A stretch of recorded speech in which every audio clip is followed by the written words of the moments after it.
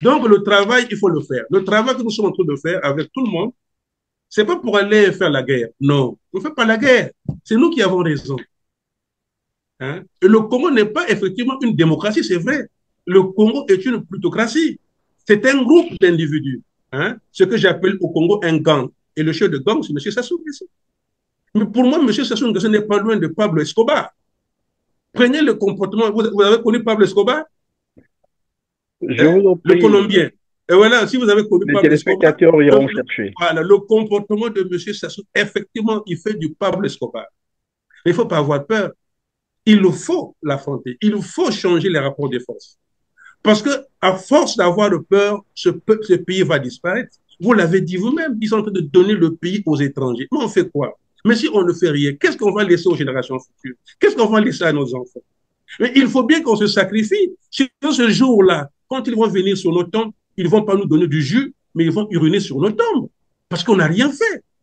Hein? Mais c'est tout le Congo qui souffre. Ne pensez pas seulement une partie du Congo. C'est du nord au sud, de l'est à l'ouest, en passant par le centre. Les Congolais souffrent. Quand vous allez au CHU, quand il y a manque de médicaments, mais c'est pour tout le monde. C'est pas seulement pour les gars de Nkaï, Madingou, Dolisie et Pointe-Noire. Non, c'est tout le monde qui souffre. Quand l'école n'existe plus, c'est tout le monde. Non, cher ami, n'ayons pas peur, parce que nous avons raison. Mais il faut travailler. Il faut travailler en synergie avec des hommes sincères. Attention, parce que c'est un système très dangereux. Avec des hommes sincères. Vous vous préparez, vous avez dit en conséquence, pour partir probablement avant 2026. Et c'est pour quoi concrètement empêcher les élections, Vous savez, mobiliser les Congolais cette fois-ci pour en finir au avec. Congo, Monsieur Perrin, au Congo, il n'y a pas d'élection. Ce sont des braquages électoraux. Ce sont des hold-up électoraux. Regardez, Monsieur Sassou arrive au pouvoir en 97. Il est dans la valise de la France. Ce n'est pas M. Sassou qui a fait le coup d'État. On a fait le coup d'État pour lui. C'est la France-Afrique qui a fait le coup d'État pour lui. On a pris un Congolais qui n'aime pas les Congolais, qui aime seulement sa famille, son fauteuil, son épouse, et voilà son parti. Donc, ils nous ont imposé ce monsieur-là. Regardez comment c'est arrivé. Il a marché sur des cadavres. Donc, lui, il prend ça. Il est content. Il prend ça sur lui. Et il nous a imposé une transition de 5 ans, ce qu'il appelait transition flexible. 5 ans, c'était un mandat. Il nous a imposé un acte fondamental du 26 octobre 1997. Et quand on nous propose cette constitution-là, après le fameux dialogue à l'époque, vous vous souvenez, après la guerre, il y a eu le Une dialogue, la concertation, constitution disons, nationale. oui. Voilà. Et donc, il nous pose un septennat fois 2, donc 14 ans. Vous voyez quelqu'un qui aime le pouvoir, il ne veut pas partir, il veut rester longtemps, parce qu'il ne vit que de ça. S'il n'y a pas le pouvoir, il ne vit pas, il souffre. Donc, il faut qu'il ait l'argent gratuitement, il faut tout gratuitement. 5 ans, 14 ans, on est déjà à 19 ans de pouvoir, oui. Voilà, est-ce que vous voyez? Et quand il arrive en fin de cycle, en 2015, souvenez-vous, qu'est-ce qu'il a fait? Il a changé la constitution. Il s'est octroyé 3 mandats. C'est maintenant 2 fois renouvelable. Donc, 2016, 2021 et 2026. Et est-ce que vous savez qu'on n'a jamais dépouillé? Il n'y a pas d'élection. Même quand il change la constitution, le taux de participation était de combien, monsieur Perrin? Le taux de participation. 5%. Les Congolais ont boudé, ont rejeté cette charte familiale. Mais il s'est imposé. Parce qu'il a, le Congo n'a plus d'armée. Ce n'est pas des militaires, c'est des militants, ce n'est pas des militaires, c'est des militants. Vous voyez, c'est le cas de Moukalansoumu. On l'envoie à la retraite, il est maintenant préfet dans la Boïsa. Vous voyez, c'est des militants, ce n'est pas des militaires. Est-ce que vous voyez? Parce que si ces gens-là ont prêté serment pour le Congo, ils devaient sauver le Congo. Ils n'ont pas cette capacité-là. Donc, pour revenir à M. Sassou, il s'est octroyé 3 mandats encore. Et vous appelez ça élection? Quelle élection? Dites-moi quelle élection? Vous savez pourquoi les gens veulent aller?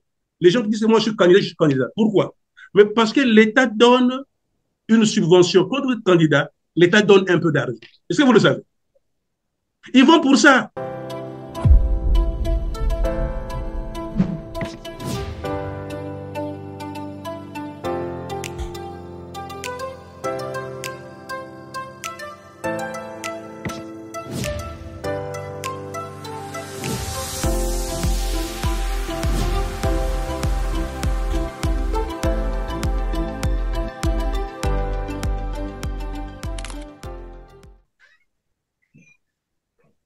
Bonjour, très heureux de vous retrouver, mesdames, messieurs, pour ce nouveau numéro de Droit de Savoir et merci d'avoir choisi R7. Bienvenue aussi à ceux qui nous rejoignent pour la première fois. En tout cas, vous ne vous êtes pas trompé de choix. Avec moi aujourd'hui, Paula Makaya, diplômé en sociologie politique et en communication, président du Parti uni pour le Congo UPC. Bonjour, Paula Makaya. Cher ami, bonjour. Comment tu vas, cher père? En tout cas, je vais bien. Il y a J'espère longtemps aussi que je pour suis vous, bien. hein. Oui, non, ça va, je me porte très bien. Je me Ben, souviens encore, je vous avais accordé une interview, c'était lors du dialogue national alternatif à tout à Diata. fait. Je vois. C'était le 29 juillet 2015, vous vous souvenez? Donc Bien j'ai encore la entendu. date, Je avant que tu quittes Brazzaville pour l'exil, j'espère bien. Je me souviens très bien. En tout cas, merci d'être avec nous sur R7. Je rappelle que vous aviez finalement quitté le territoire congolais pour Londres en décembre 2021 grâce à l'intervention des chancelleries occidentales et bien sûr à cause de votre état de santé qui s'était fortement dégradé après 3 ans d'arrestation arbitraire de 2016 à 2018. Officiellement, le régime de Brazzaville vous accusait d'incitation aux troubles à l'ordre public. Comment allez-vous maintenant après cette séquence, ces menaces? Je ne sais pas si c'était dû aux tortures, vous vous êtes senti mais vraiment très mal en point et il a fallu donc l'intervention, comme je l'ai dit tout à l'heure, des chancelleries occidentales puisqu'il vous était interdit même de quitter le territoire. Vous avez dit que vous allez bien. Est-ce que c'est juste moralement ou maintenant physiquement, voilà, sur le point de Non, vue santé? mais je me porte bien. C'est vrai que quand j'ai quitté le Congo le 21 décembre 2021, je n'étais pas en bonne santé. J'étais malade après 3 ans d'emprisonnement, 1100 jours en prison, embastillé, parce que à cette époque, on disait au pouvoir de penser aux Congolais et de toujours faire la politique pour les Congolais et non pour soi-même. Malheureusement, c'est des gens qui n'ont pas compris cela. Nous avons tiré leur attention plus d'une fois. Et quand le président Sassou, en fin de cycle, en 2015, voulait changer la Constitution, j'avais pensé qu'il il n'en avait pas le droit, parce qu'il n'y avait aucune disposition constitutionnelle qui donnait mandat à M. Sassou de le faire. Et donc, on avait raison. Et après une transition de 5 ans, déjà un mandat, il nous a proposé, soi-disant, une constitution du 20 janvier 2002, 7 ans fois 2. Il arrive en fin de cycle, il ne respecte pas les règles. Moi, je pensais que c'était anormal. Et le pays était déjà malade. Vous voyez? Donc, il était normal qu'on organisât les Congolais autour de notre parti qu'on appelle Unis pour le Congo. Et vous savez, à cette époque, vous étiez encore là, nous avions la dynamique. Et on a circulé dans tout le pays. Quand je voulais partir dans la partie septentrionale d'Amérique du Nord, j'aime pas le concept, et ils m'ont arrêté. Et vous connaissez bien l'histoire. Quand vous arrivez Évidemment, on là, revient donc sur cette séquence, et je l'ai dit tout à l'heure, pour le régime de Brazzaville incarné par Denis Sassou Nguesso. En fait, il vous accusait d'incitation au trouble à l'ordre public. Que s'était-il vous passé savez, concrètement? vous vous souvenez, lorsque nous étions à Diata, lorsqu'il y a eu le dialogue alternatif, vous étiez présent.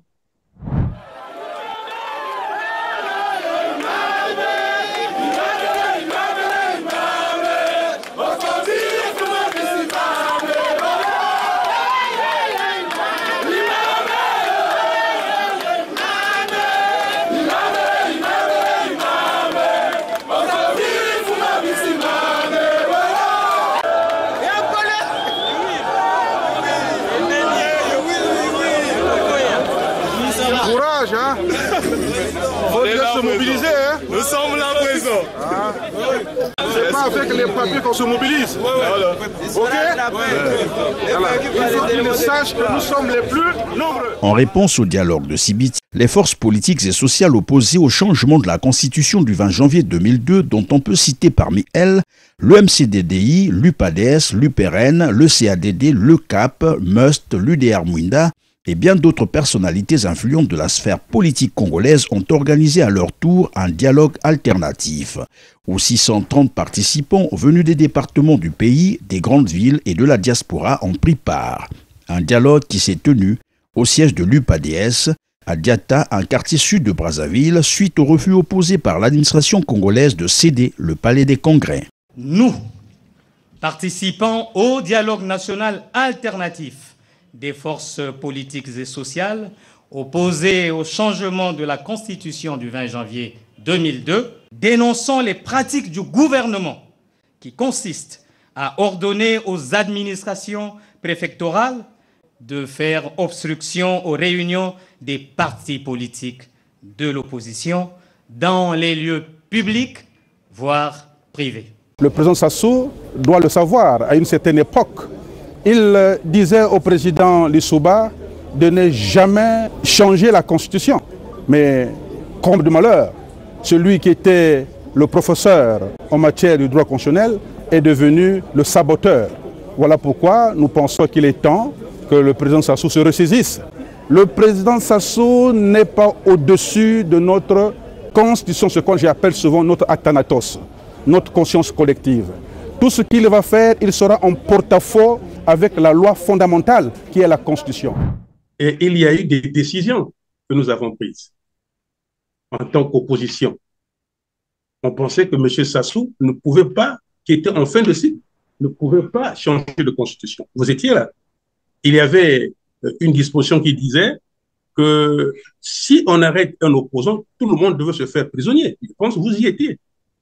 Tout à fait. Et lorsqu'on arrive à Diata, on a vu ce qui se faisait. Vous savez, le problème du Congo, c'est aussi son opposition. On ne sait pas ce que nous voulons. Nous sommes des hommes sincères. Et même lorsque ce dialogue commence, le dialogue devait commencer le 25 juillet 2015. Mais les documents n'étaient pas prêts. Les documents, je dis bien, les documents n'étaient pas prêts. Pourquoi? Mais pourquoi? Parce qu'ils n'étaient pas prêts. Donc, j'étais obligé à cette époque, j'avais du matériel didactique, j'ai pris ça sur moi. J'ai mis les cadres de notre parti et ce sont mes cadres qui ont travaillé toute la nuit pour tirer les documents, pour être à jour. Même le lieu n'était pas encore connu. Vous savez? Hein? Donc, c'est pour vous dire que nous avons participé. Et j'ai même mis à la disposition de cette opposition, des gens qui étaient ministres, tout comme ça. C'était difficile même d'avoir un véhicule. J'ai mis à la disposition ma voiture pour les courses, pour que cette réunion se tienne le 26. Ça veut dire que vous aviez eu l'impression que vous ne parliez pas le même langage. Mais nous étions là pourquoi? Mais moi, je ne suis pas un jusqu'au-boutiste. Moi, je suis pour le changement. Pour moi, M. Sassou n'en avait pas le droit. Il ne pouvait pas changer la Constitution. Il était en fin de cycle. Pourquoi il devait le faire? Dites-moi pourquoi devait-il le faire? Vous voyez? Donc, quand c'est comme ça, il faut être sincère. Mais on a vu des gens, comme vous le savez, tout ce qui était fait au sein de l'opposition, M. Sassou et ses services étaient au courant. Il y avait des gens qui avaient des téléphones. Vous le saviez avant ou bien c'est après que vous vous êtes rendu compte qu'il était au courant? Mais les gens m'accusaient, non? Paulin Macaé est toujours seul. Mais vous avez oublié que Paulin Macaé a été un collaborateur important d'un ancien Premier ministre, Bernard Kodela. Hein? Vous oubliez que j'étais quand même avec ces grands, donc je sais comment est-ce qu'ils travaillent. Vous pensez que c'est n'importe qui peut aujourd'hui saisir Sassou du pouvoir, si vous ne le connaissez pas. Mais je connais leur technique de travail. Puisqu'à l'époque, nous étions des jeunes, avec les Ngolo Pierre. On peut citer mon ami Mafimba, il était l'un des premiers jeunes du RDD. Il y en a d'autres comme ça, les Mpanzou Bouyou, on peut les citer, les Atisati. C'était cette jeunesse montante. Mais la grande jeunesse, c'était la JMCDDI, et moi, j'étais parmi les patrons de cette jeunesse. Et j'avais l'œil et l'oreille du président Kodela. Vous voyez? Donc, on sait de quoi il s'agit. On sait qui est qui dans cette opposition. On sait qui est qui dans la politique congolaise. Mais quand je le fais, cher ami, à cette époque-là, c'était pour le changement. Moi, j'étais pour que les choses changent. Déjà, c'était en 2015, 2014, 2015. Vous voyez, très tôt, il y a 10 ans de cela. Parce qu'on savait que le pays était dans une crise multidimensionnelle déjà. Le Congo était... Qu'est-ce que je n'ai pas dit? Vous l'avez rappelé. Mais quand vous arrivez à un niveau comme ça, vous faites quoi, cher ami? Dites-moi, vous faites quoi? Et on a organisé, vous étiez là, je dis bien, monsieur Perrin. Bon, mais Vous y étiez. j'ai couvert tous ces événements, Mais voilà, évidemment. vous y étiez. Mais c'est Et qui toujours a bien pour nos mobilisé? téléspectateurs, oui. Dites-moi, monsieur Perrin, qui avait mobilisé ce jour-là? C'est pas l'UPC? Tout ce monde-là, c'est pas l'UPC? Mais c'est des gens qui ont signé des accords avec Sassou. Il ne faut pas mobiliser. Mais moi, je ne fais pas la politique comme ça. L'arme fatale d'un homme politique, c'est la mobilisation. Ce n'est pas le bruit. Parce qu'un homme politique, ce n'est pas un atarakou. Un homme politique, c'est l'homme des actions. Il pose des actions claires. Et quand vous le faites, ceux qui en face ont peur. Mais si vous ne faites que parler, vous ne faites que crier, alors ça donne quoi, mon cher? Ça ne donnera rien. Voilà pourquoi vous verrez qu'on laisse les jeunes essayer de faire. Nous, on commence maintenant à prendre de l'âge aussi. Hein. À l'époque, j'avais quel âge? Vous Oui, voyez, mais vous avez dit j'avais tout moins de à 50 l'heure, ans. Voilà, l'arme je dirais. du politique, c'est la mobilisation, mais c'est aussi la communication. Et je l'ai signalé tout à l'heure, Mais vous ça êtes va ensemble. diplômé en communication. On vous a vu, 10 ans, envahir les médias dans les années 2014, mais depuis que vous êtes parti du Congo-Brazzaville, vous avez disparu des radars, bon, j'allais dire des caméras, on ne voit plus, on n'entend plus parler. Paula Mais Makaya. vous savez, la diplomatie n'aime pas le bruit. Je n'ai plus l'âge de me faire connaître. Hein. Si les médias internationaux m'appellent, vous le savez très bien, l'empêcheur de tourner en rond. Vous êtes journaliste. Ce n'est pas une appellation des Congolais. C'est une appellation des médias internationaux. L'empêcheur de tourner en rond. Parce qu'ils savent à qui ils ont affaire. Paulin Makaya, c'est quelqu'un qui pose des actes. Paulin Makaya a une notoriété. Je ne peux plus faire la politique comme mes jeunes frères. On n'a plus l'âge de faire ça. Hein? Non, mais pour la Ce que nous Makaya, quand voulons, vous il dites faut que les ça, choses. pardonnez-moi de vous dire que Oui, on a vu comment Trump a communiqué pour sa oui, campagne, pour sa oui. candidature. On a vu Emmanuel Macron le faire. On a vu d'autres. On peut pas dire qu'on ne peut plus Mais envahir les médias parce vous qu'on l'avez dit serait vous l'avez dit que nous avons envahi les médias en nationaux et 2014. internationaux. Je me Donc, on souviens, sait, oui, Trump 2014, vient de le faire. Moi, je 2015. l'ai fait il y a 10 ans déjà. Vous Mhm. voyez, lorsqu'on a travaillé, c'est comme quelqu'un qui s'est tapé une maison, il a construit sa maison, c'est fini. Maintenant, il a posé les jalons. Le parti existe. Il faut que le parti fonctionne. Ce n'est pas l'affaire de Paulin Maca, c'est l'affaire du parti. On a mis en place un parti qui fonctionne. Vous pouvez appeler au Congo, mais c'est l'un des partis qui fonctionne, pas dans le but, mais les gens sont dans tous les départements du Congo, même Et donc, aujourd'hui. si j'ai bien compris, Oui, c'est un parti de l'opposition, c'est ça? mais vous l'avez dit, quand on a mis quelqu'un en prison, donc c'est un parti du pouvoir, c'était un parti de l'opposition. Non, Pourquoi mais il j'ai peut fait la arriver prison? que ça soit un Est-ce que, délit est-ce qu'on que, a est-ce que ça commis. soit mis ses amis en prison? Il les met ses opposants en prison. Hein? Si nous avons des amis comme les Moukoko qui sont en prison, les Okombi, c'est parce qu'ils sont en porte-à-faux avec M. Sassou. C'est ça la vérité de la Non, mais vérité. monsieur Sassou, et c'est vrai ce que vous dites, mais c'est ici le cas de rappeler que Sassou Nguesso met tout le monde en prison, hein, ses amis, ses opposants, voilà, c'est sa nature, c'est son mode de fonctionnement. Alors, pour les Makaya, et donc je vous posais la question tout à l'heure de savoir pourquoi avoir disparu donc des médias. Bon, vous dites que bon, voilà. Probablement que vous avez pris un petit, disons comme qui dirait un recul, parce que vous estimez que bon, vous avez déjà fait ce qu'il fallait faire, le monde vous connaît déjà, ok. Et lorsqu'on revient sur la séquence évidemment de votre arrestation, je disais que s'était-il concrètement passé? Vous avez amorcé en parlant bien sûr du dialogue de Diatta, évidemment. Après, à quel moment on vous arrête? Pourquoi? Qu'est-ce qu'ils vous disent concrètement?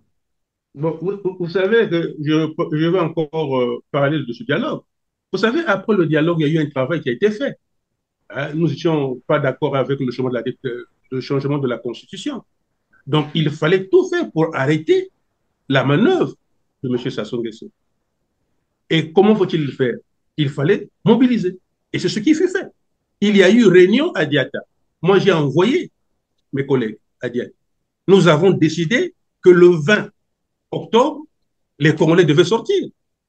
Tous, nous étions tous présents. Mais moi, j'avais envoyé mes collègues qui sont partis. Et quand nous avons arrêté la date, nous avons donné des missions aux uns aux autres. Et moi, je leur avais dit qu'il n'y a pas de problème.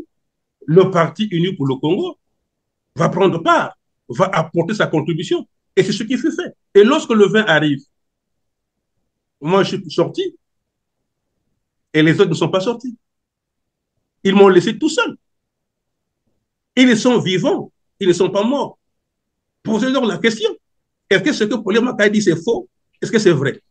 Ils ne sont pas sortis. Les téléphones étaient fermés. Mais moi, je suis sorti pour dire non au changement de la constitution. Je l'ai même dit que ce qui se passe aujourd'hui, le Congo n'a pas de... Pour moi, le Congo n'a pas de constitution. Pour moi, le Congo a une charte familiale. Monsieur s'est retrouvé dans sa maison avec ses enfants, sa famille, quelques sachants. Ils nous ont imposé un papier. Et vous savez bien qu'une constitution, c'est une volonté populaire. Voilà. Mais monsieur Sassou nous impose un papier. Et c'est avec ce papier qu'il essaie d'emmerder les gens. Non, nous ne sommes pas d'accord. Et voilà pourquoi vous verrez que j'ai marché, j'ai organisé la marche, j'étais au devant de la scène. Ils ont tiré, il y avait même des hélicos au-dessus de nos têtes. Vous avez les images, vous voyez. C'est pour vous dire oui, que... Oui, j'ai des images, c'est comme je l'ai dit tout à l'heure. En fait, j'ai couvert le pouvoir en difficulté. Vous savez qu'à cette époque-là, le pouvoir était dans la rue, hein, sans vous le cacher. Hein. Nous avons bloqué le pays pendant 3 jours. Hein. Vous y étiez. Hein. Pendant 3 jours, le pays... Alors, vous êtes sortis, voilà, vous êtes sortis, vous voilà, avez dit, les autres ne sont pas sortis. Et après, qu'est-ce qu'ils vous ont dit? Après, qu'est-ce qu'ils m'ont dit quoi? Le 30, ils ont envoyé des BJ, des policiers, qui sont venus chez moi là-bas à Madibou. Ils sont allés. J'étais là. C'était 19 BJ, des véhicules de police. C'était le 30. On a même suivi M. Moukalansoukou, hein, qui parlait des éléments incontrôlés. Mais c'était venu pourquoi? C'est pour me liquider. Hein? Mais moi, je ne suis pas un gamin. Je sais ce que je fais en politique. Moi, je ne suis pas venu pour mourir. J'étais venu pour poser des actes, pour dire aux Congolais, nous sommes souverains. Monsieur Sassou n'a pas qualité de faire ce qu'il est en train de faire. Le pays est en train de mourir. Et aujourd'hui, les gens donnent raison. Quand ils sont arrivés le 30, j'étais déjà parti, j'étais là. Ils sont arrivés, je dis bien, plus de 19 BJ, les véhicules de police. 19, mon cher ami, 19, sans compter les bus. Ils sont arrivés et ils savaient que Makaya était là, mais Makaya n'était plus là. Makaya, c'est pas aussi un gamin. Il ne faut pas penser que Makaya était un gamin, c'est pas vrai ça. Pour avoir été avec les grands leaders du Congo, je ne suis pas un gamin. Hein. Ne pensez pas ça. Donc je sais ce que je fais. Je suis un homme responsable. Et quand ils sont arrivés, je n'étais plus là. Makaya était parti. Mais je n'étais pas loin de là. Mais quand il parlait, qu'est-ce qu'il disait? Il parlait en lingala. Hein? Que Yaza Kosakana Mokonzi, Mokonzi la pongite ponaye, photo bomaye. Mais moi je suivais. Il dit, vous allez bomber qui? Vous allez bomber Makaya, vous me connaissez? Mais moi je suis fils de quelqu'un aussi. Ça ne se passe pas comme ça. Et quand sont arrivés, comme a dit Moukalansoumo, les éléments incontrôlés, ils ont cherché, le nom de code, c'était la cible. C'est ça le nom de code, la cible. Ils étaient en communication avec leur hiérarchie. Il dit que la cible n'est pas sur place. Mais comment il était là? Le monsieur était là. Il dit non, il n'est pas parti. Il n'est pas là, il est parti. Mais Makaya était parti, effectivement. Vous voyez? Et quand ils ont fait ça, moi j'ai attendu jusqu'au soir. Je me suis retiré pendant 20 jours. Donc j'étais dans la clandestinité. Pendant 20 jours, dans la clandestinité. Les moustiques, vous savez les conditions. Eux, ils se disaient que Makaya avait fui. Hein? Ils se disaient aussi que non, si Makaya peut se rapprocher des chancelleries, il va aller se cacher. C'était mal me connaître. C'était mal me connaître. J'ai attendu 20 jours et quand ils sont arrivés chez moi, ils avaient pillé, ils avaient pris mes biens et j'ai porté plainte. Moi, on ne m'a jamais arrêté, hein, monsieur Perrin. Pauline Makaya a porté plainte. Je n'étais pas d'accord parce que ces gars avaient pillé mes biens, ils avaient volé mes biens et j'ai porté plainte. J'ai demandé à Maître Malonga, personnel, et à d'autres de porter plainte. C'est ce qui fut fait. Et le 23, M. Ngakala m'a convoqué. Ngakala m'a convoqué. Il dit, est-ce qu'il va venir? Il dit, Makaya va venir.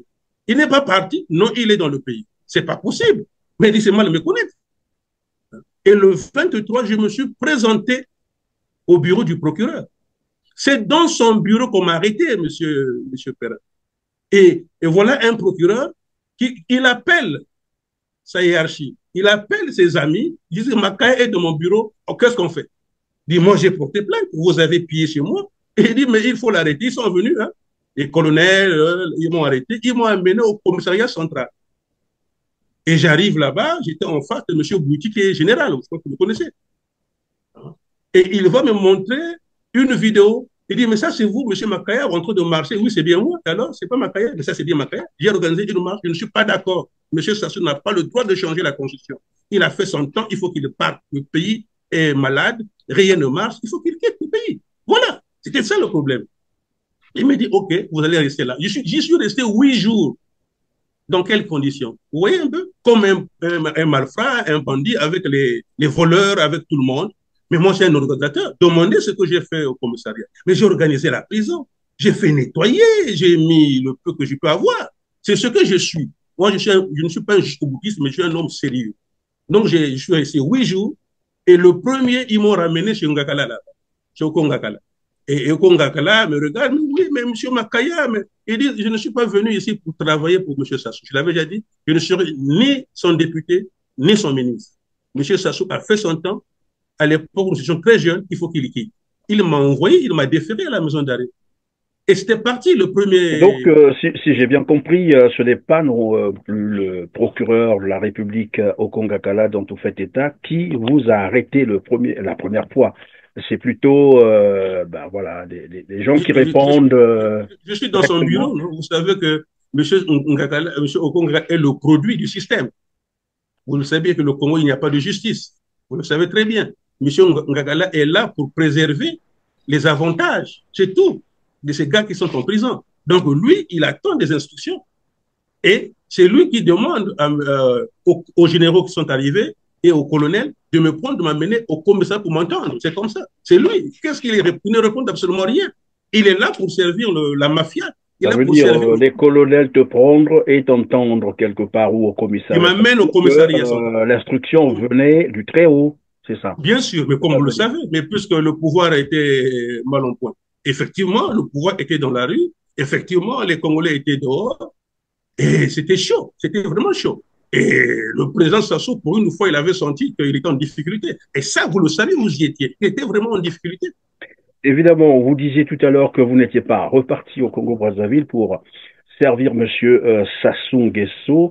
Et que pensez-vous de ceux qui, des langues comme ça, hein, des indiscrétions, il faut le dire comme ça, qui pensaient, ou qui croyaient, dans ce cas, il faut le dire peut-être croyaient, parce que penser c'est un raisonnement fondé sur des arguments, mais qui croyaient finalement que votre arrestation était un règlement de compte, c'est-à-dire, je m'explique, vous auriez été appelé par le système pour finalement jouer un jeu de faux opposants, ce qu'ils disent, hein, de faux opposants, et que vous vous êtes retourné, finalement, vous êtes dérobé de la mission, ce qui fera, voilà.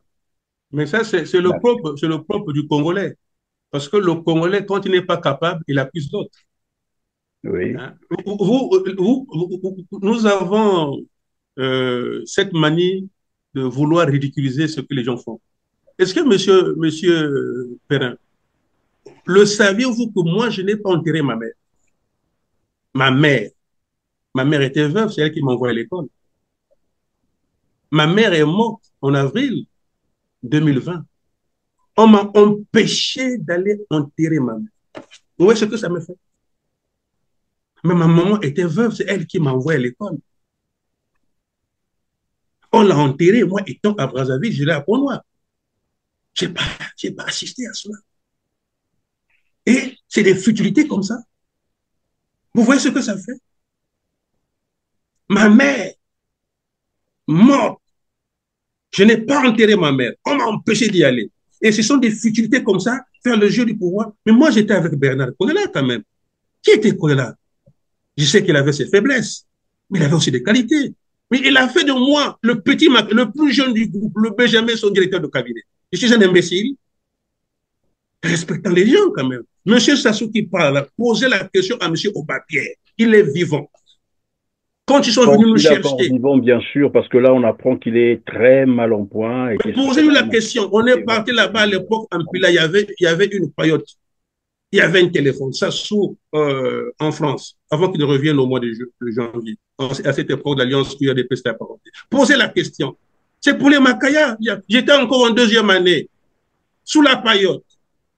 Posez la question à Ngolo Pierre. Moi, on peut m'acheter. Mais on raconte n'importe quoi. Moi, je sais me débrouiller. Même quand j'étais étudiant, je me débrouillais. Moi, je ne vis pas des gens. Je suis en exil. Est-ce que mon apparence, c'est quelqu'un qui souffre? Regardez-moi, est-ce que je souffre? Mais je peux vivre en Europe, tranquillement. Mais c'est parce qu'on aime ce peuple, parce qu'on aime le pays. Voilà pourquoi on se sacrifie.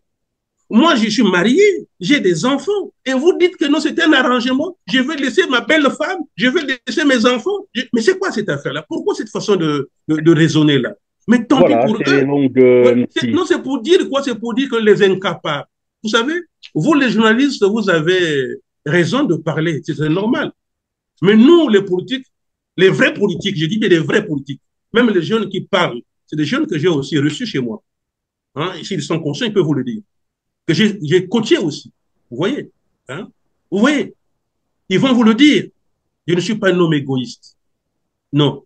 Vous avez, c'est normal, vous parlez, vous posez des questions. Mais nous, on peut commettre des erreurs, mais on pose des actes. Et quand on pose des actes, les gens se disent, mais comment il a pu faire ça? Finalement, il est en complicité avec le pouvoir. C'est ça, non?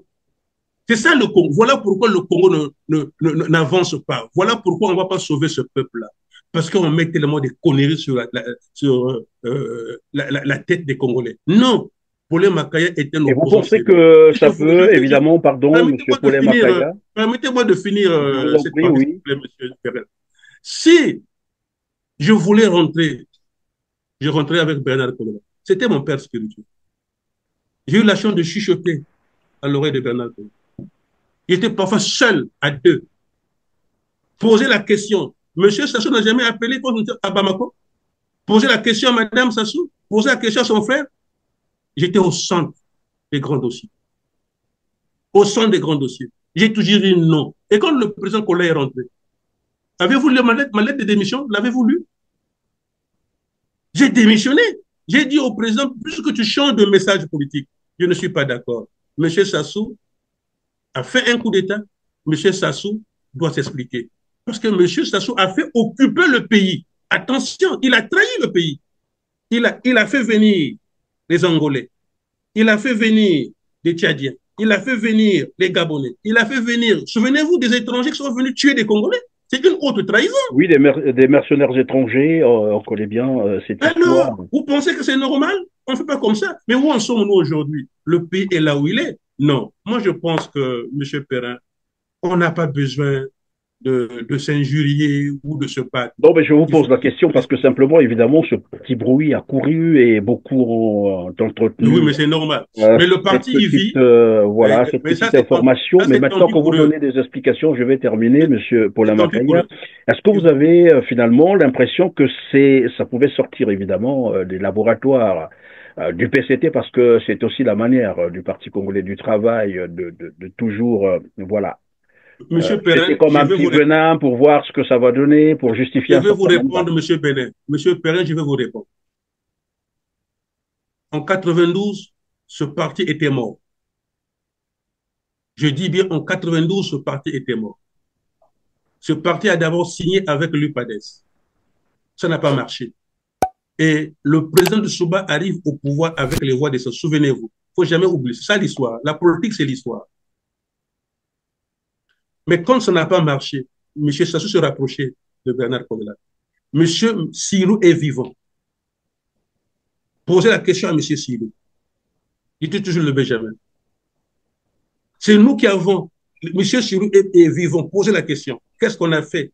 Le PCT, pour moi, ce n'est pas un parti, c'est un petit parti. C'est parce qu'ils sont au pouvoir, c'est l'argent qui les met ensemble. Il était mort. Vous êtes en train de dire qu'ils n'ont pas d'idéologie, c'est l'argent qui les met ensemble, c'est ça? Mais c'est tout. C'est le pouvoir qui les met ensemble. Vous savez, quand le PCT s'est rapproché de M. Kourouga, il n'y avait plus rien. Il n'y avait que les grandes têtes qui étaient là. Ngolo Pierre est vivant, Ngouba est là. Puis c'était eux les responsables de jeunesse. C'était fini ça. C'est vous qui pensez que c'est un grand parti. Non. À l'époque, il y avait deux grands partis. C'était le MCDDI et l'UPADES. Ça, c'est la vérité dans la vérité. Quand Sassou quitte le pouvoir, ils ont faim. Ils n'ont rien. Il fallait même voir comment s'habiller, mon cher ami. C'est difficile. C'est des gens qui étaient dans des bus, mon cher ami. Ne voyez pas ce que vous voyez. C'est des gens qui sont venus pour manger. La preuve en est, ils sont en train de détruire le pays. Plus rien ne marche, mon cher ami. En fait, vous êtes en train de dire, monsieur Paulin Makaya, qu'ils sont revenus. Ils sont revenus pour désosser le Congo, pour piller Mais parce le qu'ils avaient Congo. faim. Ils avaient faim. Ils avaient faim. Ils avaient faim. Donc, je lance un appel, cher ami. Il faut que les Congolais se ressaisissent. Attention. Attention. Et quand moi, j'essaie de voir les gens qui sont autour de M. Sassou aujourd'hui, c'est des gens qui n'ont jamais été là. C'est les mêmes qui étaient avec les Souba, c'est les mêmes qui étaient avec... Attention. Les Mabiala, Pierre qui parle, qui raconte la vie, il était où avant? Qu'est-ce qu'il avait dit? Vous voyez? Donc, nous connaissons. Mais vous pouvez nous rappeler, par exemple, ce que Pierre Mabiala avait dit, parce que ceux qui nous suivent aujourd'hui, pardon, voilà. M. Paulin Makaya, ne sont pas tous forcément des Congolais. Et il y a des gens qui nous suivent un peu partout. Je suis d'accord. Mais qui avait promis la culotte rouge à M. Sassou? Qui? Ça, vous le connaissez? Vous pouvez nous le rappeler. C'est pas le même Mabiala Pierre. Mais voilà pourquoi ils sont comme des esclaves. Parce qu'ils savent ce qu'ils avaient dit avant. Ce pas des gens. Nous, lorsqu'on a fait la politique à cette époque, il n'y avait pas les Mabiala Pierre. Il n'y avait pas le colonel Makosso. Makosso qui arrive, il n'était pas un responsable de jeunesse. À notre époque, c'était Panzou Bouyou. Vous pouvez demander. C'est des gens qui arrivent. Mais chacun peut arriver à son temps. Hein, mais bien sûr. Mais ceux-là qui étaient avant avaient une conscience politique. Vous ne les voyez pas détruits. Vous ne les voyez pas voler. Vous pouvez vérifier. Moi, je ne vois pas Panzou Bouyou dans ces conneries-là. Je ne vois pas. Je vous dis la vérité. Les gens qui étaient avec nous, comme Mafimba. Mafimba, c'était la jeunesse de Yombi Opango. Hein? Le RDD. Vous voyez, avec les Tsete qui est mort à son âme. Vous voyez, les Atitsati.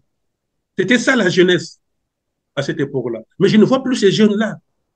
Parce qu'ils étaient sincères. Maintenant, ceux qui arrivent, c'est plus l'argent. Il n'y a que l'argent.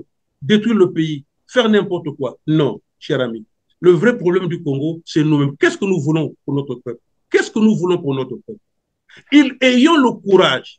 Je t'ai dit, je suis venu me faire soigner. Moi, je vais repartir. Moi, je ne suis plus en exil, vous le savez très bien. Ça a pris du temps, certes. Mais maintenant, je me suis requinqué. C'est normal. Après tout ce que j'ai connu. C'est normal. Voilà.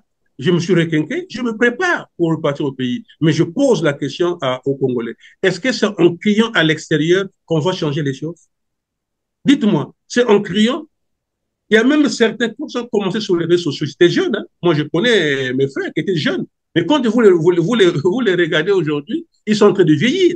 Attention, sinon on va nous enterrer comme les Souba ici. C'est notre Congo. Il est temps d'aller les affronter sur place. C'est notre pays, ce n'est pas leur pays. Ce qu'ils sont en train de faire, par exemple, là, égal, ils sont en train de prendre le pays, ils donnent le pays aux étrangers. Nous, les Congolais, nous ne sommes plus Congolais, mais ce sont les étrangers qui prennent le pays. Voyez? Donc, c'est pour vous dire que, chers amis, non. Allons de l'avant, réfléchissons. Ceux qui veulent réfléchir doivent réfléchir. Ceux qui veulent le faire doivent le faire. Et c'est comme ça qu'on va sauver notre pays, chers amis. Alors, vous avez dit tout à l'heure, Paulin Makaya, que vous vous préparez à partir au Congo-Brazzaville avec tout ce que vous avez déjà vécu là-bas. Et je rappelais d'ailleurs d'entrée de jeu que vous êtes sorti pour aller vous soigner grâce à l'intervention des chancelleries occidentales, particulièrement des États-Unis et du Royaume-Uni. Alors, je consultais donc, avant même de démarrer cette émission, le rapport Freedom House 2023 sur l'indice de la démocratie au Congo-Brazzaville, c'est 17 sur 100. Donc, une dictature féroce, militaire, il faut le dire comme ça, sauvage. Et comme le décrit d'ailleurs Freedom House, en fait c'est la description que donne Freedom House sur le Congo-Brazzaville. Je vais me permettre donc de lire ça pour l'intérêt de nos téléspectateurs. Denis Sassou Nguesso est au pouvoir 40 ans durant, reprimant sévèrement l'opposition, la corruption, la fraude et des décennies d'instabilité politique ont contribué à de mauvais résultats et à des niveaux élevés de pauvreté. D'ailleurs, nous y sommes. On disait tout à l'heure que depuis 10 ans presque, voilà, on sentait déjà que le Congo n'allait pas bien. Les abus commis par les forces de sécurité sont fréquemment signalés et font rarement l'objet d'enquêtes. Même s'il existe une grande variété de médias, là on parle de la liberté de presse, la liberté d'expression n'existe quasiment pas. Elle est très limitée par une autocensure généralisée et l'influence des propriétaires des médias. Les organisations non gouvernementales, le droit de l'homme et à la gouvernance examinent les abus commis par l'État, certes, mais s'autocensurent également pour éviter les représailles. Les personnalités religieuses sont également connues pour s'auto-censurer. Ici, on comprend très bien que les médias, les organisations non gouvernementales, les religieux, en fait tout le monde, s'autocensure par peur de représailles. Et donc, voilà, comme je venais de le dire tout à l'heure, c'est l'indice de démocratie au Congo. La démocratie, hein, au Congo, c'est 17 sur 100. Et je l'ai dit, c'est vraiment une dictature féroce, une des pires dictatures qui existent encore au monde. Et là, vous dites que vous repartez avec tout ce que vous avez déjà vécu au Congo.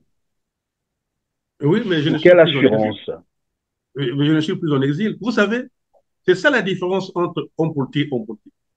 Dites-moi, mais si les Congolais ne se battent pas pour eux, qui va le faire à notre place? Dites-moi. Parce que M. Sassou est brutal, parce que M. Sassou arrête les gens, vous abandonnez. Mais quel sens de responsabilité? Mais voilà pourquoi vous l'avez dit que M. Polé-Makaya, vous ne parlez plus comme avant. Mais il faut peaufiner, il faut travailler. La diplomatie n'aime pas le bruit. Vous pensez que si Polé-Makaya était quelqu'un qui... Non, là vous faites la diplomatie ou vous faites la politique? Mais est-ce qu'il y a des politiques sans diplomatie? Non, mais je Vous pose en la connaissez? question. Si vous faites la politique, Mais on fait les deux. Mais dans la diplomatie. politique, il y a la diplomatie, dans la politique, il y a la Bien culture. entendu, mais c'est des domaines bien spécifiques. Non, non, non. La politique au centre, la politique au centre de toute activité humaine. Pour nous, Mais voilà pourquoi je demande ici, dans le sens, comme qui dirait, du terme. Voilà. Vous l'avez dit, non? Vous avez dit que ce sont les chancelleries qui ont travaillé, qui ont fait. Ce n'est pas de la diplomatie. Tout à fait. Oui. Et alors, maintenant, il faut lier l'utile à l'agréable.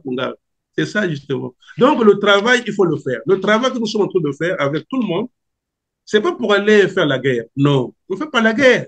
C'est nous qui avons raison. Hein? Et le Congo n'est pas effectivement une démocratie, c'est vrai. Le Congo est une plutocratie. C'est un groupe d'individus. Hein? Ce que j'appelle au Congo un gang. Et le chef de gang, c'est M. Sassou Nguesso. Mais pour moi, M. Sassou Nguesso n'est pas loin de Pablo Escobar. Prenez le comportement. Vous avez connu Pablo Escobar? Le Colombien. Et voilà, si vous avez connu les Pablo Escobar, téléspectateurs iront chercher. Voilà, le comportement de M. Sassou, effectivement, il fait du Pablo Escobar. Mais il ne faut pas avoir peur. Il faut l'affronter. Il faut changer les rapports de force.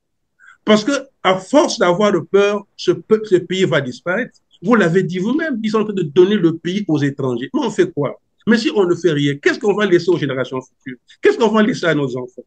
Mais il faut bien qu'on se sacrifie. Sur ce jour-là, quand ils vont venir sur nos tombes, ils ne vont pas nous donner du jus, mais ils vont uriner sur nos tombes. Parce qu'on n'a rien fait. Hein? Mais c'est tout le Congo qui souffre. Ne pensez pas que c'est seulement une partie du Congo. C'est du nord au sud, de l'est à l'ouest, en passant par le centre. Les Congolais souffrent. Quand vous allez au CHU, quand il y a manque de médicaments, mais c'est pour tout le monde. C'est pas seulement pour les gars de Nkaï, Madingou, Tolizi et Pointe-Noire. Non, c'est tout le monde qui souffre. Quand l'école n'existe plus, c'est tout le monde. Non, cher ami, n'ayons pas peur, parce que nous avons raison.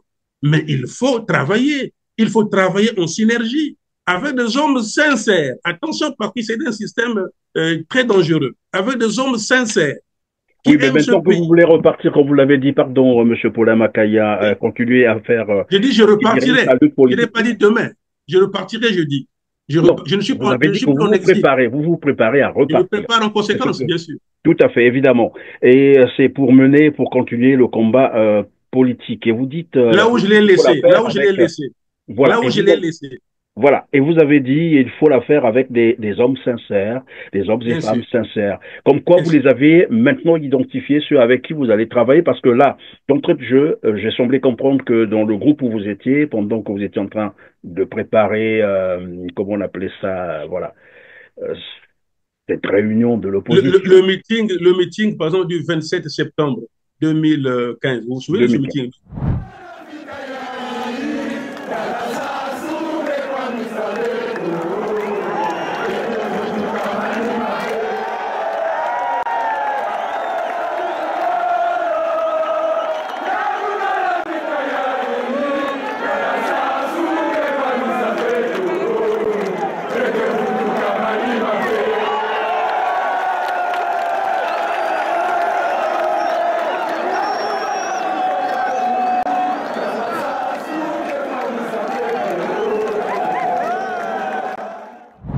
Giga me dit. Vous voyez ce qu'ils ont fait?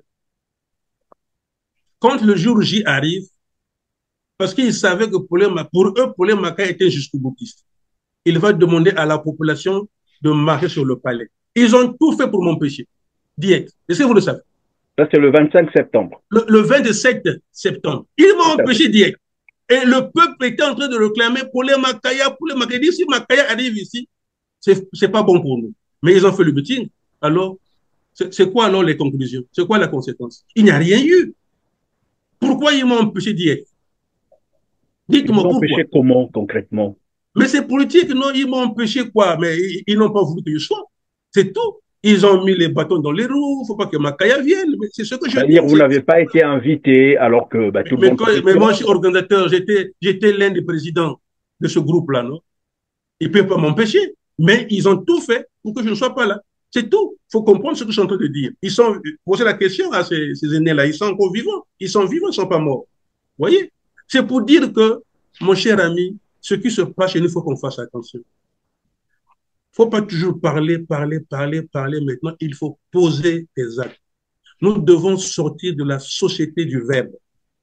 Maintenant, là, ce sont des actes. Un homme politique, on le reconnaît par les actes qu'il pose et non par le bruit. Ce n'est pas ça. Si vous êtes un leader politique, vous n'avez pas la capacité même de remplir un taxi, vous n'êtes pas un homme politique.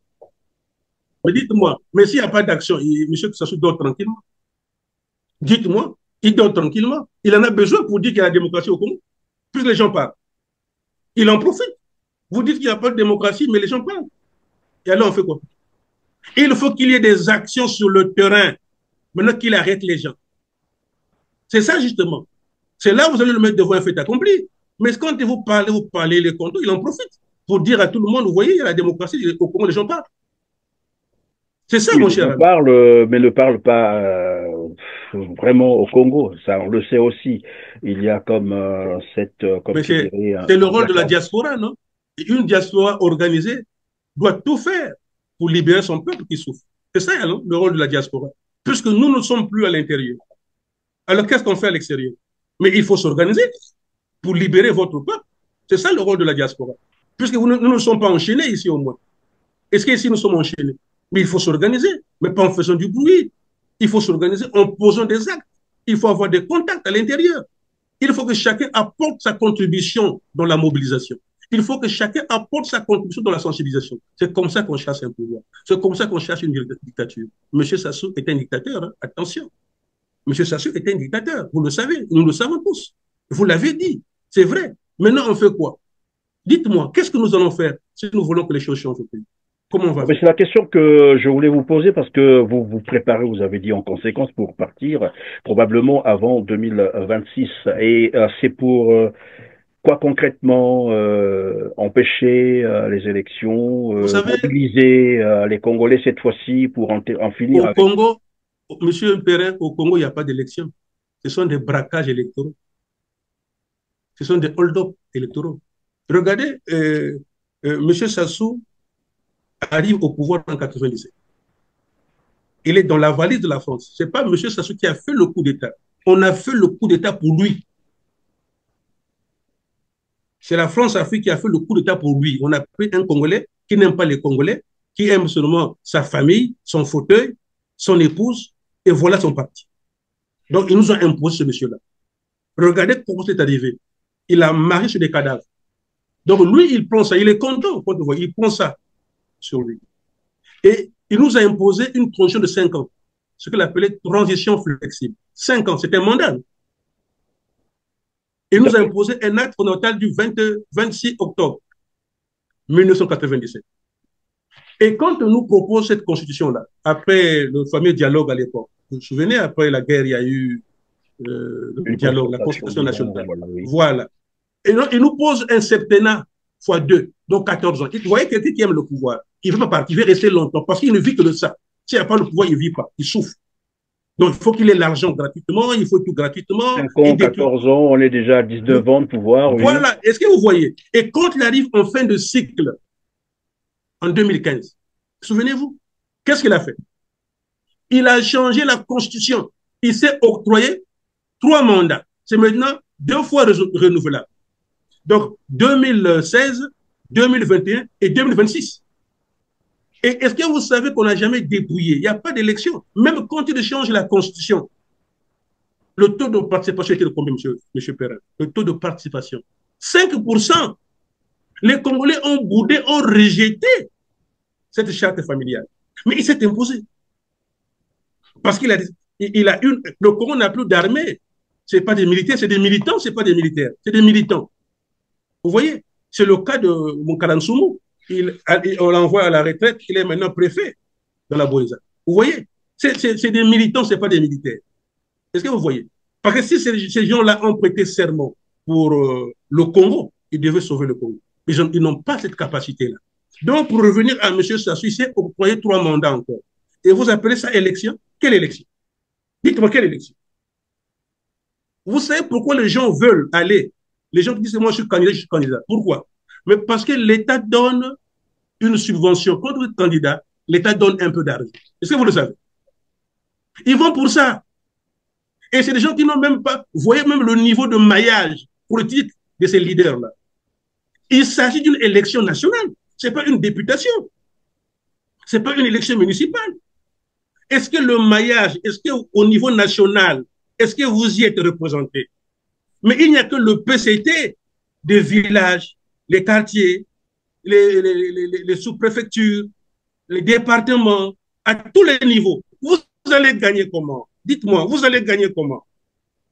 Dites-moi, vous allez gagner comment? Pourquoi vous appelez ça élection? Il n'y a pas de choix. C'est pour vous dire que, M. Perrin, faisons attention. Faisons attention. M. Sassou a beaucoup fait. Le pays est là où il est. Plus rien ne marche. Dans tous les secteurs, rien ne marche. Alors, mais écoutez, mais ce n'est pas des Congolais dans ces conditions-là. Ce n'est pas des Congolais. Aucune industrie, rien. Regarde même le chemin de fer. Ils ont tué le chemin de fer. Pourquoi? Pour les bus. Est-ce qu'ils s'en servent? Est-ce qu'ils font de l'économie? Parce qu'ils ont construit 2 tours, ils appellent ça économie. Non, ça c'est le modernisme, c'est pas de l'économie, c'est pas ça l'économie. Ils confondent tout. Est-ce que vous voyez? Alors donc, vous disiez tout à l'heure, Paula Makaya, Denis Sassou Nguesso, c'est un dictateur. Voilà. De toute façon, c'est pas nous qui le disons, hein, les rapports sont là. Voilà. Alors, je vous ai lu le rapport à Freedom House. Hein, c'est vraiment, c'est une dictature, une des pires qui existe encore dans le monde. Alors donc, vous savez que c'est une dictature et vous dites que les élections, ça n'a jamais existé. Ça, tous les Congolais peuvent le témoigner. Alors, Denis Sassou Nguesso est là. Quelqu'un nous disait sur ce même plateau, il a déjà chamboulé, permettez le terme, il a déjà, en fait, violé plus de 8 constitutions qu'il a changées depuis qu'il est là. Et donc, mais maintenant que vous vous préparez en conséquence pour repartir, vous n'avez pas dit maintenant là, vous dites vous vous préparez. Ça sera pourquoi concrètement? Mais le pays va très mal, vous l'avez dit, il y a 10 ans de cela. Vous l'avez dit, non? Vous l'avez dit vous-même, non? Quand je suis reparti en 2014, c'était pourquoi? Mais j'ai démontré aux Congolais. C'est pas pour aller faire la guerre, c'est pour aller faire la politique, c'est pour aller dire aux Congolais non. Mais les Congolais aussi ont besoin de leurs enfants sur place. Moi, je peux repartir au Congo, mais nous avons un parti politique. Et il est là pourquoi? Mais c'est pour la conquête du pouvoir, non? Pourquoi on crée un parti politique? Quel est l'objectif premier d'un parti politique? Ce n'est pas la conquête du pouvoir. Et dans quelles conditions? Est-ce que dans les conditions actuelles, vous pouvez gagner une élection? Mais on a fait des propositions au PCT. On a fait des propositions. On a beaucoup écrit. Regardez, lisez, j'ai beaucoup écrit. Revisitez tout ce que nous avons dit. Vous l'avez dit vous-même. Donc, on repart pour aller faire la politique.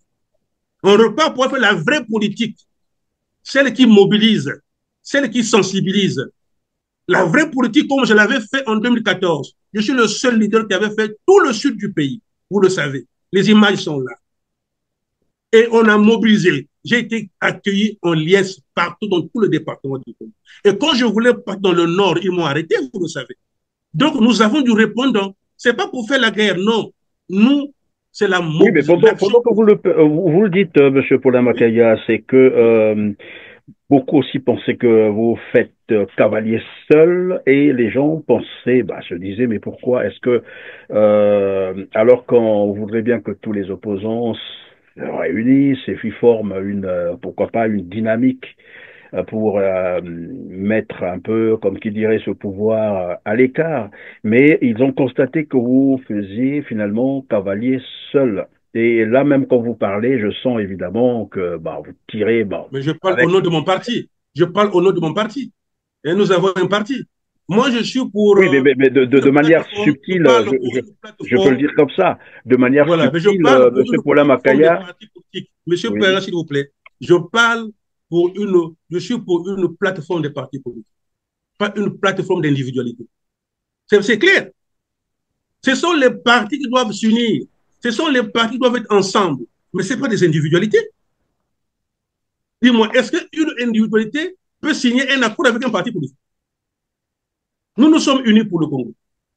Vous êtes M. Perrin. Vous venez voir Makaya signer un accord politique. Ça fait sérieux, ça. Demandez à ceux-là, s'ils ont des partis politiques, Paulin Makaya est prêt avec ses collègues. L'UPC est là pour ça. Mais des hommes sincères, je vous l'ai déjà dit, monsieur Perrin. Oui, des hommes sincères. Comment les identifier, monsieur Paulin Makaya? Oui, comment les identifier, ces hommes sincères, ces femmes sincères? Oui, mais c'est facile. Ça ne se dit pas comme ça, mais c'est facile. On sait qui est qui, monsieur Perrin. Monsieur Perrin est un homme politique. Et il faut aussi avoir des services. Il ne faut pas être seul. Il faut avoir des services, il faut pas être seul. Oui, vous savez, M. Perrin,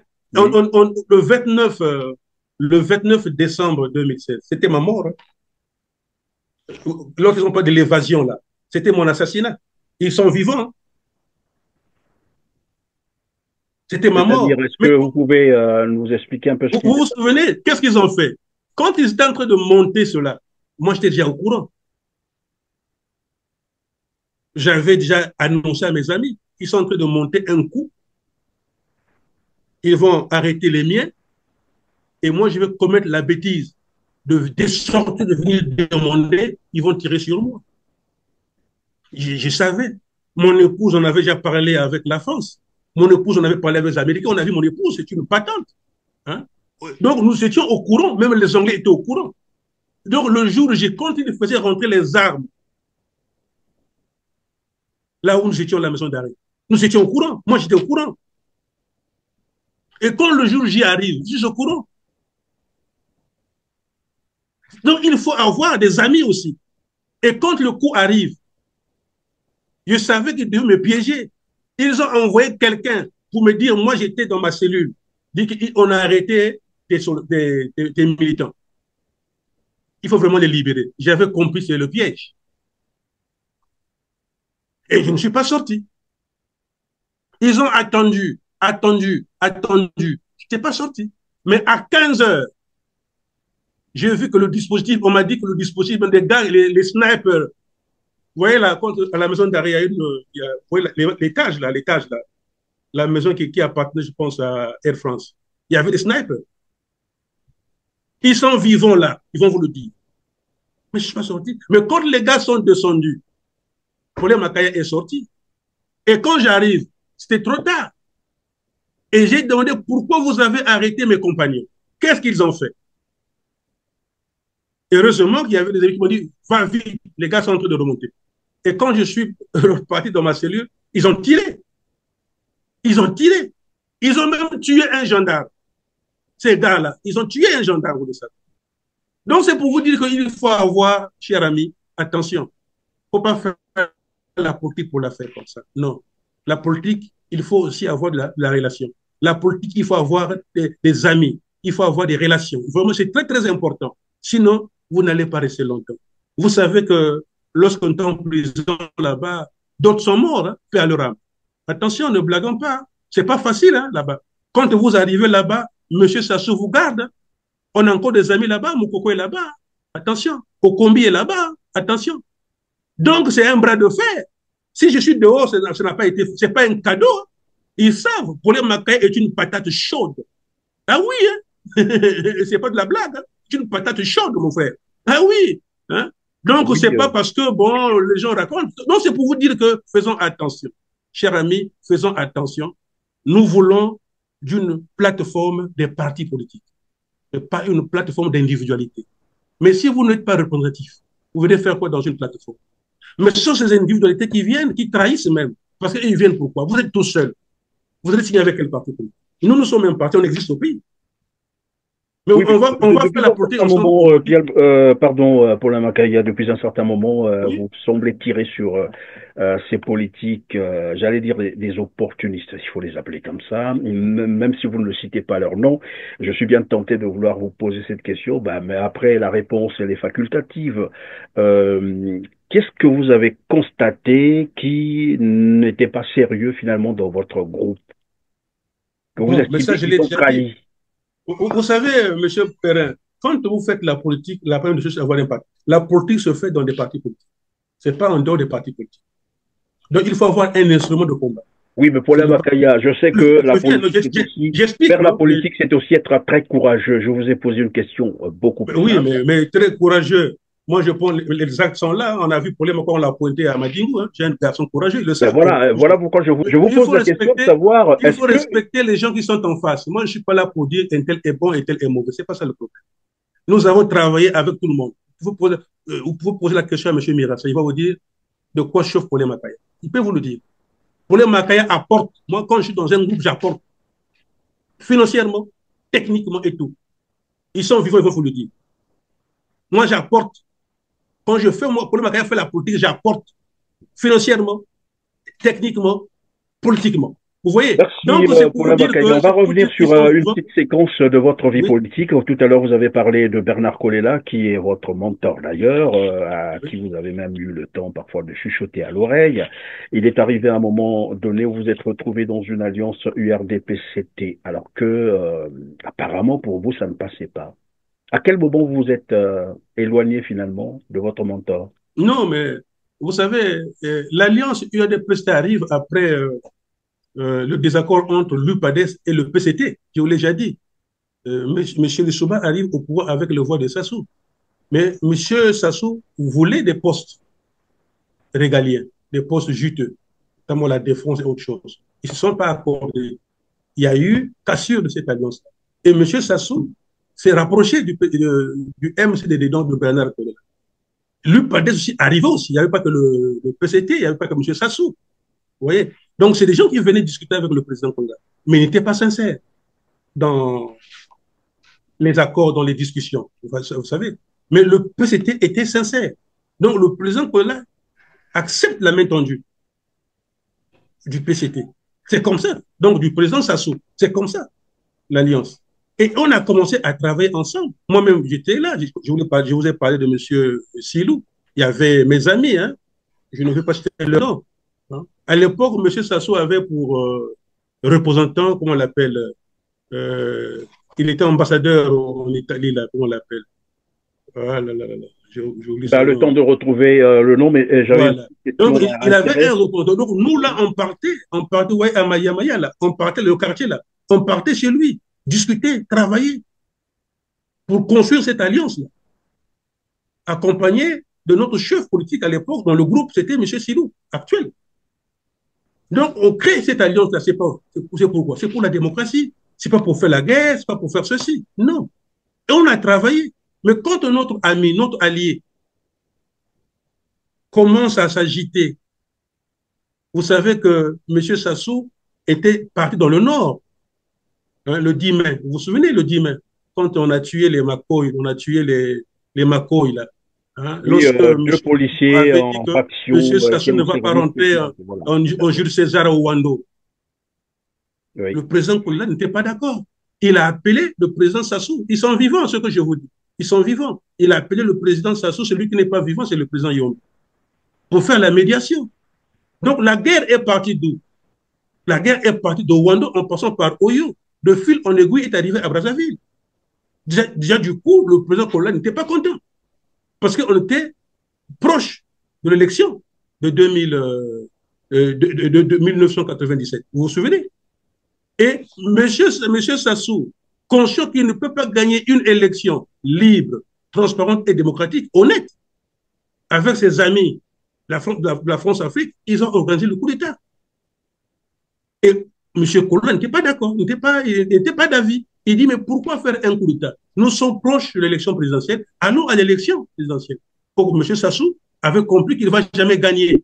Si ce n'est pas Kolela, c'est Lissouba. Au moins, ça, c'était clair. Ils ont fait le coup d'État.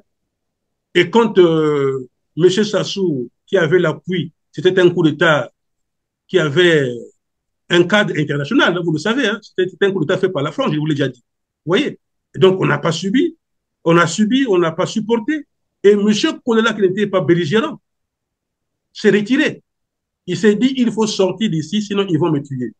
C'est ce qu'il dit, ils ont gagné la guerre. On est parti en exil. On est parti en exil et que nous connaissons ce que ça a donné. Et étant en exil, on s'est organisé dans le cas de la paix, dans le cas de vouloir changer les choses au pays. Mais on avait des chefs, notamment Lissouba, Kolela, Yombi, Ganao et d'autres. Vous voyez? Et ça n'a pas marché. Malheureusement, ils ont pris de l'âge. Ils sont tous partis. Et le président Kola, qui va perdre sa femme, vous le savez qu'elle a perdu sa femme, Mangoudi, une grande dame, Oui, vraiment une femme de cœur, une femme d'amour, qui nous a vraiment aimés. C'était pour nous notre maman. Vous voyez? Et quand le président perd son épouse, le président était très affaibli. Nous nous sommes déplacés, moi, Paulin Makaya, puis Kinkita, l'un des frères du président, personnel, et un autre frère, Mbizi, Dominique, à Troyes, et nos épouses. On est parti à Chatou, chez la fille du président, Kodela, parce que la veille était là-bas. Ils ont fait de moi leur porte-parole. J'ai parlé au président Kodela, parce que pour nous, il fallait enterrer Maman Ngoudi en France, parce qu'on savait si le vieux repart à Brazzaville dans ses conditions, c'est pas bon. Mais il y a eu scission dans le groupe. Il y a des gens qui voulaient repartir. Nous, on a dit c'est une bêtise. Les Congolais étaient prêts à se cotiser pour enterrer Mangoudi à Paris. Mais ils n'ont pas voulu. Et on connaît la suite. Quand ils sont arrivés à Brazzaville, ils ont signé des accords. Vous le connaissez. Non, mais moi je peux les connaître, mais nos téléspectateurs de voilà. Ils ont signé un accord. Ils ont signé un accord politique. Un accord, ils devaient gouverner ensemble. Mais ils se sont fait duper. Ils se sont fait duper. La preuve en est, le parti est mort. Et moi, je n'étais pas d'accord. Ils ont dit que j'étais jusqu'au boutiste. Ils ont dit que j'étais radical. Non. J'étais un veilleur de conscience. Je savais que ce n'était pas ça le bon chemin. Le combat du vieux, ce n'était pas ça en réalité. Mais ils sont partis. Et on connaît la suite. Le parti ne vit plus. Et moi, j'ai démissionné. Une année après, j'ai écrit. Moi, j'ai démissionné du parti. Donc voilà, cher ami. Je leur avais dit que le PCT, ce n'est pas un parti. Ils sont là pour manger, pour boire, pour danser, pour détruire le pays. N'allez pas faire. Vous serez comptable. Ils sont allés, cher ami. Et je vais faire quoi? Dis-moi. Il y a les enfants qui veulent partir avec leur père. Et vous allez faire quoi? Ce n'était pas mon père biologique, qu'on le veuille pas aussi. Hein? Et donc, bref, c'est des choses comme ça qui arrivent. Et quand c'est comme ça, on se sépare, mon cher. Moi, je n'étais pas venu au MCD parce qu'il y avait de l'argent. Quand nous, on arrive au MCD très jeune, il n'y a rien. Mais le président Kola avait un combat. On ne dit pas qu'il était aussi à 100% meilleur. Bon, non, il avait ses faiblesses aussi. Hein? Pour preuve, moi-même, j'ai quitté le parti le 12 janvier 2007. J'ai quitté le parti, j'ai écrit. Vous voyez? Donc, c'est pour dire que ce sont des choses qu'on n'a pas acceptées, cher ami. Mais, hélas, les conséquences sont là. Dites, voilà, le temps aussi nous presse. Probablement qu'on y reviendra prochainement pour beaucoup plus de détails, notamment sur ce volet. Alors, Monsieur Paulin Makaya, le Congo, j'allais dire, Denis Sassou Nguesso, bon, vous l'appelez encore président, et je voulais aussi savoir pourquoi est-ce que vous l'appelez président, alors que tout à l'heure vous avez démontré qu'il n'a jamais gagné une élection depuis qu'il est là. C'est le coup d'État par coup d'État où il se maintient par coup d'État permanent. Pardon? Il est président du PCT. Monsieur Sassou n'est pas président du Congo, il est président du PCT, mon cher. Oui, mais c'est les membres par contre, ce sont les membres du PCT qui devaient l'appeler président. Bon, qu'à cela ne tienne. Alors, Monsieur Paulin Makaya. Donc, je disais, Denis Sassou Nguesso et son fils sont allés signer des accords de cession des terres du Congo-Brazzaville au Rwanda. Et dernièrement, puisqu'il est déjà en fin de mission, je ne sais pas s'il est déjà rentré au Rwanda, l'ambassadeur rwandais au Congo, Théoneste Mukindashaka, revendiquait déjà 3000 hectares. Il a bien dit dans sa déclaration, ils vont commencer dans la Bwanza, après ça va s'étendre ailleurs. Ailleurs, nous savons, ça ira jusqu'à le Niari, voilà, les Koumou, le Poul, voilà, c'est 156 000 hectares, 8 fois plus grand que Brazzaville. D'abord, votre commentaire. Bon, Mais je l'avais déjà dit, je me souviens, en mars 2022, j'étais l'un des premiers, j'avais parlé sur ce sujet. Mais nous ne sommes pas d'accord. Je vous l'ai dit tout à l'heure qu'il faut avoir des amis. Moi, quand l'ambassadeur du Rwanda a accompagné son ministre des Affaires étrangères, on était déjà au courant. Moi, nous avons des amis. Quand ils ont signé avec Mabiala, nous étions au courant, vous savez. Mais on ne peut pas donner nos meilleures terres aux étrangers. Les meilleures terres du Congo se trouvent dans la vallée du Niari. Ce sont les meilleures terres. C'est nous-mêmes, vraiment. Toujours, on n'est pas d'accord. On l'a déjà dit. Mais nous-mêmes, les Congolais, qu'est-ce que nous voulons? Dis-moi, dites-moi un peu, monsieur Perrin. Nous ne sommes pas d'accord. Ça, on l'a déjà dit plus d'une fois. On a dit à M. Sassou que le Congo est une communauté de valeurs partagées. Ce n'est pas l'affaire de Sassou seul. C'est l'affaire des Congolais. Est-ce que ce que M. Sassou fait là, ça profite à qui? Ça profite aux Congolais? Non. Mais il est en train de détruire, il est en train de donner le Congo aux étrangers. On ne peut pas l'accepter. Voilà pourquoi je viens de te dire, M. Chirani. C'est vrai, on parle. Là, je parle. On a posé quelle action? On a posé quelle action? Il faut que les gens se mobilisent. Les gens disent non, on s'en fout des Rwandais. Je l'ai même dit à l'époque, le Rwanda est un petit pays de 26 000 km². 26 000 km². C'est même celui qui est devant toi qui avait donné la comparaison. Pour nous, le Rwanda, c'est la cuvette ouest. À peu près. Vous voyez la dimension de la cuvette ouest?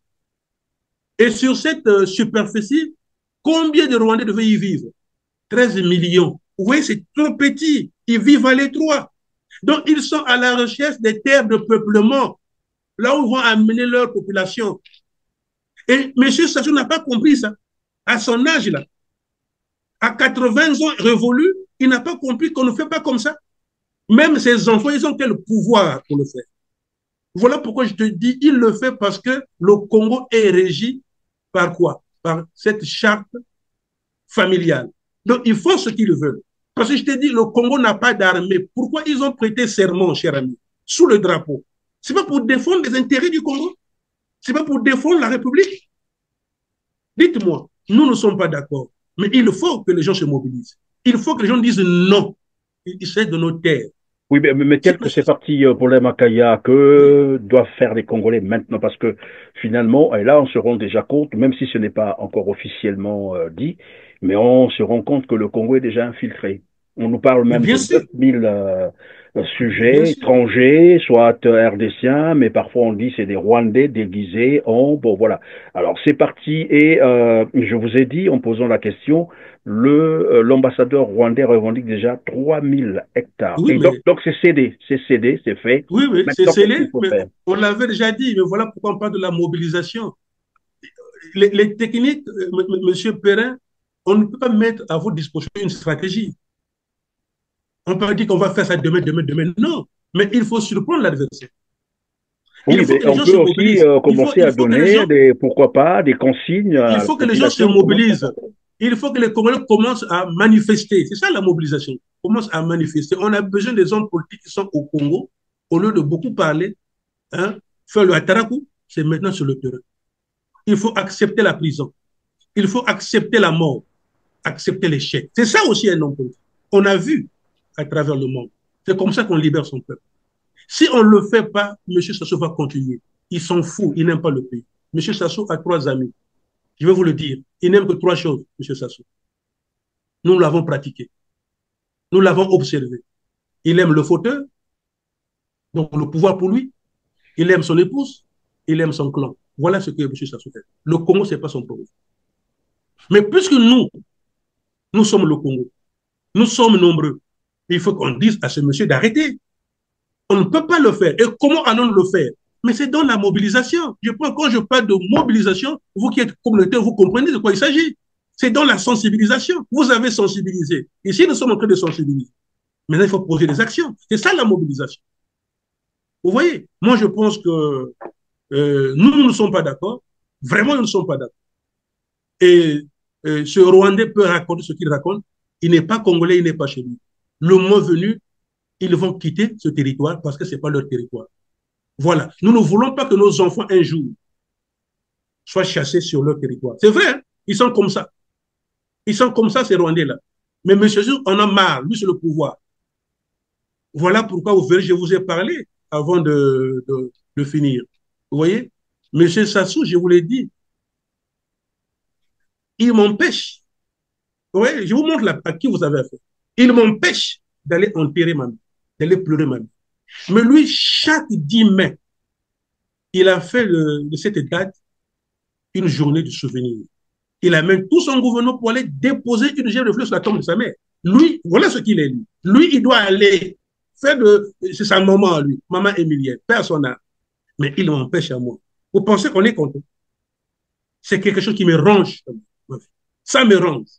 Bien voilà, malheureusement, Paul Makaya, nous sommes à la fin de cette émission. Je vais vous laisser donc conclure, mais sous la question de la crise multidimensionnelle que traverse le Congo-Brazzaville. C'est vrai que depuis 10 ans déjà, vous en parlez, vous disiez d'ailleurs que plus rien ne marchait, tout était au rouge, hein, je me rappelle encore, en 2014, et vous attirez d'ailleurs l'attention de tous les Congolais, mais apparemment ils vous ont pas écouté. Aujourd'hui, la situation est, j'allais dire, beaucoup plus chaotique encore qu'il y a 10 ans.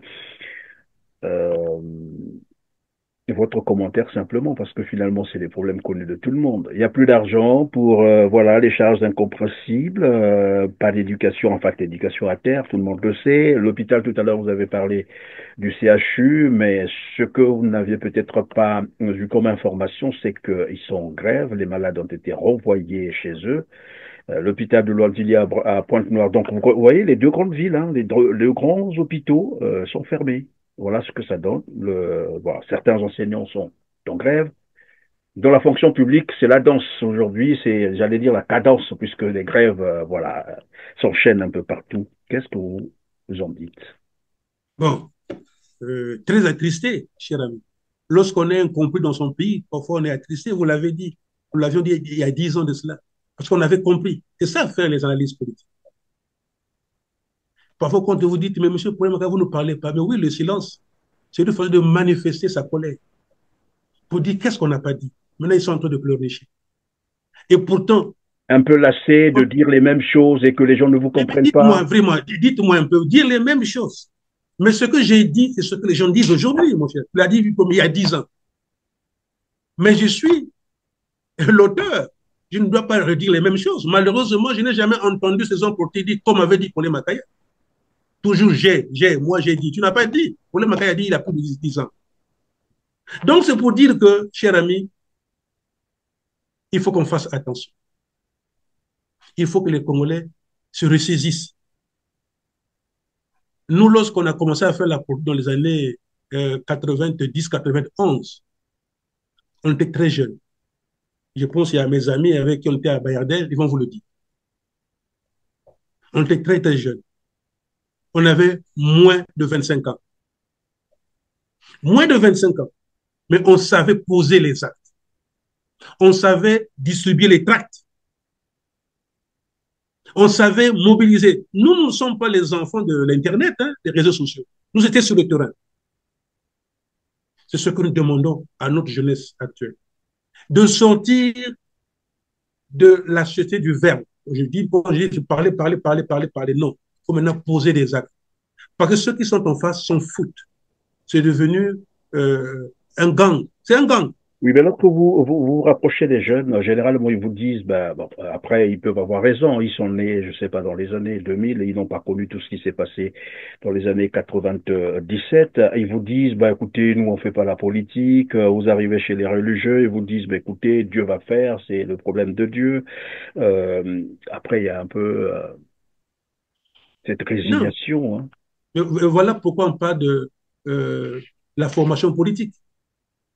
Quand j'étais au pays, je vous dis, j'ai formé des jeunes. Nombreux sont dans d'autres partis politiques. On a expliqué à cette jeunesse-là. Mais on peut aussi apprendre de l'extérieur. On voit ce que se passe à travers l'Afrique aussi. Il y a des jeunes qui se battent. Mais on a appris à nos enfants de ne plus travailler. Faites la remarque. Les enfants de ces hommes politiques-là ne font que de politique. Ils ont fait de la politique une activité lucrative. Donc, c'est par la politique qu'il faut avoir l'argent. L'argent facile. C'est par la politique qu'il faut. C'est ça, justement. Quand vous voyez les enfants des hommes politiques là, les papas qui amènent leurs enfants à l'Assemblée et tout ça, ils peuvent faire autre chose, en dehors de la politique. Et pas Ça la me bonne rappelle un aussi. peu la déclaration de Laurent Gbagbo qui disait si vous voyez un politique devenir riche, c'est un voleur. Voilà. Mais voilà, voilà, cher ami. Vous voyez, vous prenez vos enfants, vous les amenez à l'Assemblée, tout comme ça. On voit les enfants de ces hommes politiques-là. Mais à notre époque, c'était pas comme ça. C'est pas possible. Ça, on devait rejeter. Mais vous voyez, ces gens-là avec 500 francs, c'est vrai qu'il y a la famille, il y a ceci. Mais il faut qu'ils se battent parce qu'on ne peut pas faire les omelettes sans cacher les yeux. Qu'on le veuille ou pas, même quand on a marché le vin, il y a eu des morts. On a tiré sur nous à balles réelles, mon frère. Mais Dieu merci, on est encore en vie. On a des compagnons qui sont morts. Ça, c'est vrai, mon cher ami. Et quand on a des compagnons qui sont morts, on ne trahit pas un combat comme ça. C'est un combat sacré. Vraiment sacré. Donc, c'est pour dire que le pays ne va pas bien. On parle d'une crise multidimensionnelle, ça veut dire ça à tous les niveaux, c'est à tous les secteurs. Que faut-il faire? Est-ce que M. Sassou peut donner un véritable dialogue aux Congolais? Que les Congolais s'asseyent autour d'une table? Parce qu'aujourd'hui, même si c'est M. Perret qui est président, tu ne vas rien faire seul, mon cher. Parce que le pays est trop malade. Il faut des trêves partout. Il faut discuter. Il faut sortir un programme national de développement du Congo. Hein? Ailleurs, on appelle ça plan Marshall. Mais nous, comment on va appeler ça? Vous voyez, regardez le bois. Le bois, par exemple, on prend le bois. Est-ce que vous savez, à l'époque, il y avait deux forêts qui étaient exploitées, le massif du Chaillu et le Mayon. Parce que moi, j'ai étudié à Dolisie aussi. Hein, chaque année, il y avait le salon du bois à Dolisie. Et M. Sassou, à l'époque, colonel, descendait. Moi, j'étais encore au collège, gamin. Il fallait partir. Vous voyez? Et la forêt du Nord que vous voyez là, c'était une forêt de réserve, forêt primaire. Donc, il fallait d'abord exploiter les forêts qui sont dans la partie sud du pays. Aujourd'hui, qu'est-ce qu'on constate? M. Sassou est en train d'exploiter cette forêt-là, seul, avec sa famille, en train de manger, en train de boire. Comment vous expliquez ça? Mais est-ce qu'il est sérieux? Est-ce qu'il est sérieux? Il n'est pas sérieux. Oui, rien qu'avec le bois, on a vu Massa Madeba faire des grandes choses. Mais lui, il est en train de vendre le bois. Et quand vous y allez, il y a aussi l'or. Celui qui s'occupe du département des mines en a fait son affaire. Aller au trésor, il n'y a même pas un gramme d'or. Ils volent tout. Mais ils envoient ça où? Même pas un franc des revenus de la vente de l'or. Comment vous expliquez ça? La banque de l'État qui est le trésor ne joue plus son rôle. C'est maintenant une petite banque qu'ils appellent Banque Postale qui est gérée par les parents de Sassou Nguesso. L'argent du pays, vous amenez ça dans une banque. Ils ont renversé les rôles. Le trésor ne joue plus son rôle. Voilà comment est-ce qu'ils sont. Non, ils doivent partir. Ils ne sont rien, ils ne sont pas compétents. Ils le font parce que s'ils étaient compétents, le Congo devait s'en sortir. Parce que nous sommes un petit pays riche. Et disait Pascal Lissouba, est-ce qu'il avait tort? Je ne sais pas s'il avait tort. Et il voulait bien faire du Congo une petite Suisse. Vous voyez, moi, je ne suis pas un homme de gauche. Hein.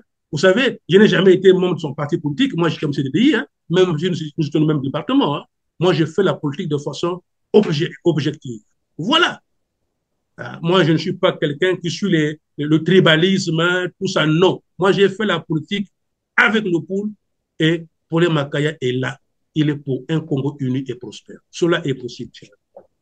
Merci Paulin Makaya, en tout cas, d'avoir été avec nous, de nous avoir consacré ce temps si précieux. Je rappelle que vous êtes diplômé en sociologie politique et en communication, et nous l'avons encore ressenti aujourd'hui. Grand merci d'avoir répondu à toutes nos questions. Et nous reviendrons. C'est moi qui te remercie, cher père. Merci beaucoup. Je vous en prie. Mesdames et messieurs, c'est la fin de cette émission. Cliquez sur le petit pouce en l'air juste en bas de la vidéo. Partagez massivement et dites-nous en commentaire ce que vous pensez de cette émission. On se retrouve très prochainement. Merci.